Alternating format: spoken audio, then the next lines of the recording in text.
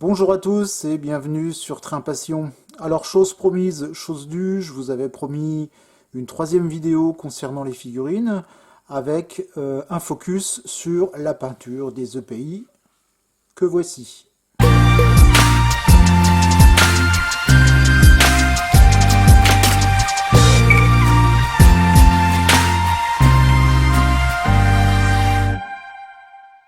Alors, pour la couleur orange, je vais faire un mélange de jaune et de rouge, en l'occurrence du jaune Winsor et du rouge Winsor, j'assombrirai un petit peu avec de la terre de sienne, de façon donc à obtenir les premières ombres. Donc la technique de peinture reste celle que j'ai décrite dans les vidéos précédentes, application pour commencer avec les ombres. Donc voilà, je traite toutes les parties de la figurine qui me semblent devoir contenir des ombres fortes. Et puis donc par la suite, je vais reprendre l'ensemble avec ma fameuse couche de base que j'ai créée précédemment avec le rouge et le jaune. Donc vous voyez, je traite le tour des poches, l'entrejambe, c'est important parce que c'est une zone où effectivement les ombres sont les plus fortes. Les plis, l'avantage de ces figurines de chez Modelu, c'est qu'elles comportent un nombre de plis assez prononcé et c'est plutôt agréable à peindre. Donc je passe donc maintenant à la teinte de base comme je le disais précédemment. Donc je reprends ma couleur orange et j'applique sur le reste de la figurine en faisant attention de ne pas trop mordre sur mes zones d'ombre précédemment créées, mais par contre je vais plutôt, donc comme je l'avais déjà expliqué dans les vidéos précédentes, je vais plutôt les fondre de façon à ce qu'on puisse obtenir du relief. Voilà, donc il ne faut pas trop charger son pinceau, ça je l'avais déjà dit aussi. Voilà, donc ici je fonds en fait les ombres précédemment appliquées avec la teinte de base. Donc j'utilise un pinceau Raphaël, un petit gris, bien sûr un pinceau propre, toujours travailler avec des pinceaux propres à partir du moment où vous allez fondre des couleurs. Ce pinceau-là ne sera plus utilisé, il sera mis de côté et j'utiliserai d'autres pinceaux propres pour continuer de fondre les différentes zones. Donc là j'ai repris encore une fois avec un autre pinceau un petit peu plus gros, puisque entre guillemets la figurine a un petit peu de volume. Et donc voilà, ici j'ai posé donc mes premières ombres et ma teinte de base. Au niveau des éclaircies, je prends du blanc de titane que je mélange avec le jaune Winsor de façon à obtenir quelque chose de vraiment très clair et je vais appliquer directement ce mélange sur la figurine. C'est-à-dire que je ne passe pas par un orange, mais je passe par un jaune très clair.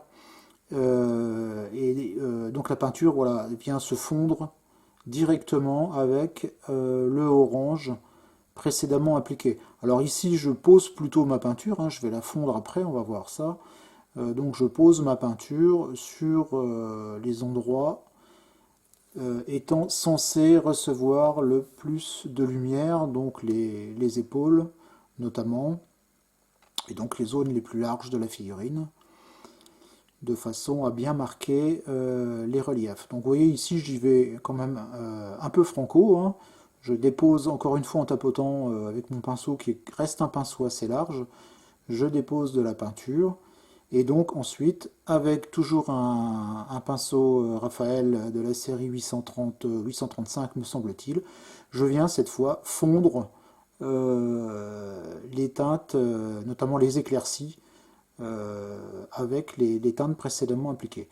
Donc encore une fois, ça reste exactement la même technique déjà décrite, si ce n'est que ce sont des teintes ici un petit peu particulières, puisque on traite généralement peu de orange, hormis pour des zones spécifiques comme, comme les vêtements EPI.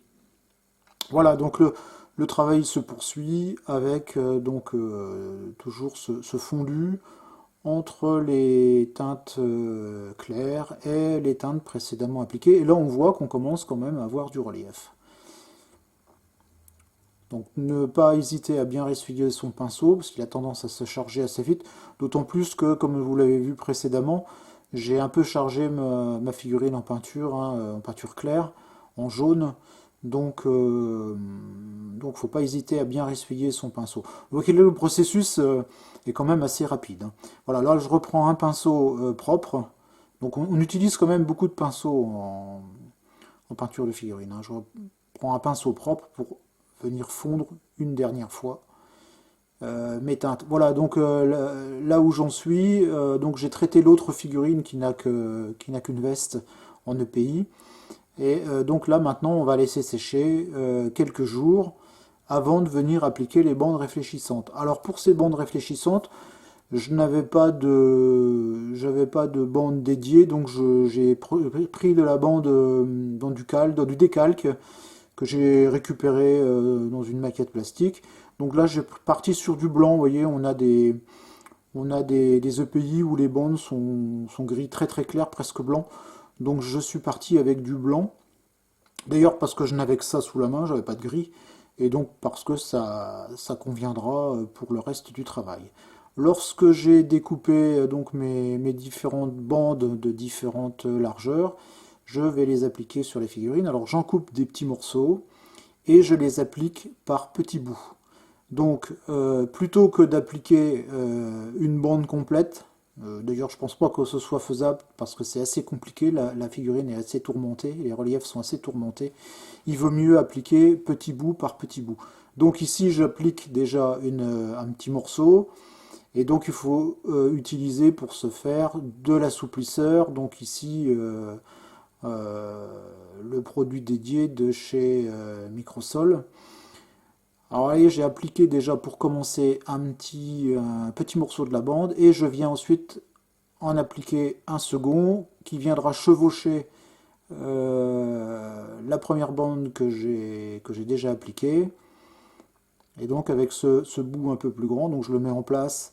Et donc j'utilise toujours du liquide assouplissant de chez Microsol. Vous voyez que dès qu'on pose on pose le liquide sur le décalque, au bout de quelques secondes, on arrive vraiment à le travailler plus facilement.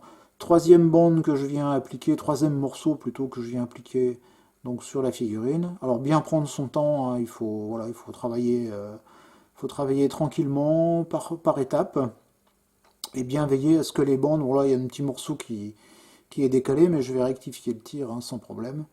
Voilà, et là je viens appliquer le dernier morceau qui terminera le tour de la figurine. Avec les décalques, veuillez à bien prendre des décalques de bonne qualité qui soient relativement fins, parce que le problème c'est qu'en travaillant par surépaisseur comme je le fais ici, si vos décalques ne sont pas suffisamment fins, donc vous voyez le travail terminé, on va voir les surépaisseurs. Ici on va bien laisser sécher le liquide assouplissant, et vous verrez que le lendemain, on n'y verra absolument plus rien si jamais on voyait encore une petite surépaisseur.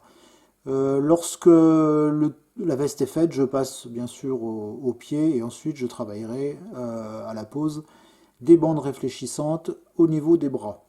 Donc vous voyez, hein, ces zones sont quand même assez complexes et en y allant tranquillement, on arrive sans problème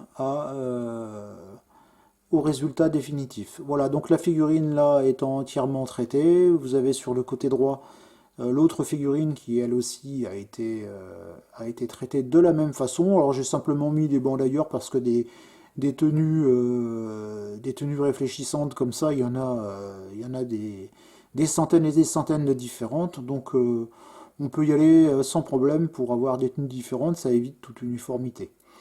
Voilà où j'en suis donc avec les figurines. Elles recevront bien entendu un surlignage, donc ça je vous renvoie à la vidéo numéro 2 sur les figurines, où je vous explique le processus. Ici je vous mets quand même une petite séquence pour vous rafraîchir la mémoire, ou pour ceux qui n'auraient pas encore vu les premières vidéos, ben, je vous incite fortement à aller les visionner, où vous découvrirez tous les secrets du surlignage. Voilà donc pour ces figurines de chez la marque Modulu. Ce sont vraiment de jolies, jolies petites figurines, hein. Donc là, dans leur version port de pays. Donc vous voyez qu'il n'y a rien il y a rien de très compliqué, hein. C'est juste la méthode traditionnelle que j'utilise pour la peinture des figurines, donc avec de l'huile. La spécificité, c'est la pose de de la bande réfléchissante. Mais pour le reste, on est sur exactement la même méthode. Voilà, j'espère que vous avez pris plaisir à suivre ce petit complément de vidéo et je vous dis à très bientôt pour une prochaine vidéo justement.